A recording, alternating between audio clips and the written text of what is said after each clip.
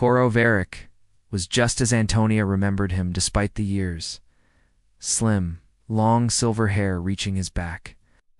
His mechanic uniform covered in grease, Coro didn't change a bit. They found him at his job at Valentine Air Parts underneath an airship engine trying to fix it. At first he ignored them, focusing on his work. But once he heard Antonia's voice, he wheeled out, stood up, and embraced her in a tight hug. Antonia, it's been such a long time. It has.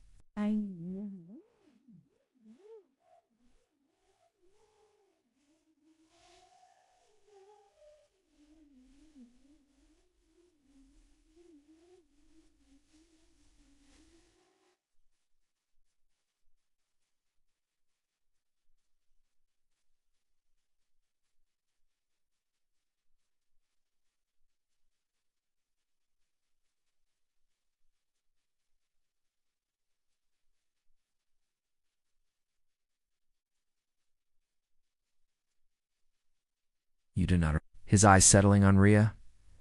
It has been a long time, but surely not long enough for you to have a daughter. Antonia grinned, shaking her head. No, no. This is Rhea Amadeus. She's a friend. Nice to meet you, young lady. Coro offered his hand. Rhea took it warmly.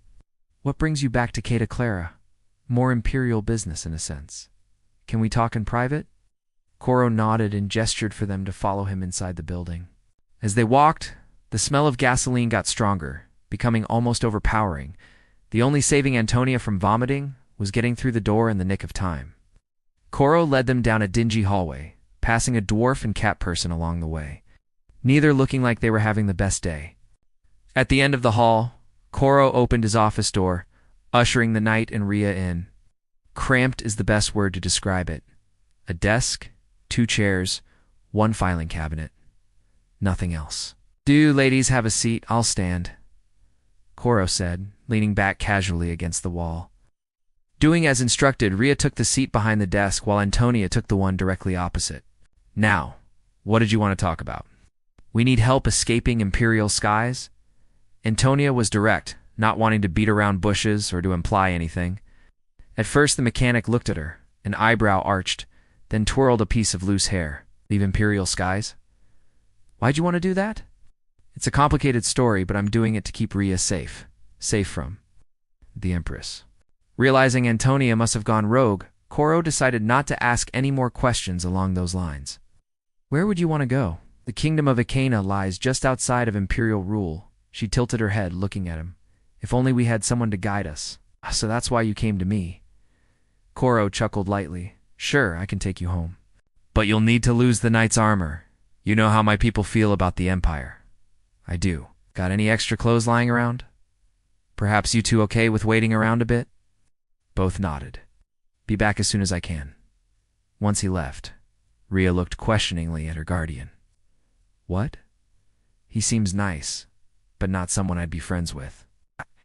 Coro is a good man. It's a bit funny, but he's sincere and honorable. He'll do what he can for us. How do you think Matthias is making out? Hopefully he's getting some good food for our journey. Rhea giggled, eyes moving to the desk, studying its curves and edges. It took 20 minutes for the mechanic to get back with 2 sets of clothes. Neither looked like anything they'd wear, but they took them gratefully, slipping into the company bathroom to change.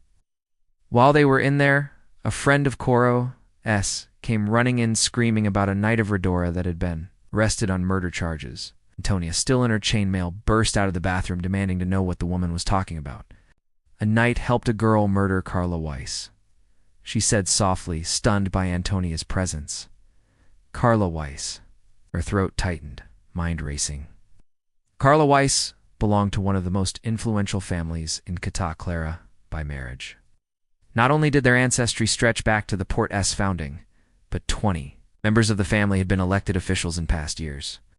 How did this happen? She asked herself. Matthias would never harm someone on purpose or aid another in murder. Did they say why he helped the girl? Apparently she asked him to help her avenge her sister, my lady. Where are they holding him? Near Canterbury Square. Rhea came out then, dressed in brown pants and a gray blouse, both plain as could be. We need to rescue Matt. Antonia gestured for the girl to follow and left, assuring Coro they'd be back later.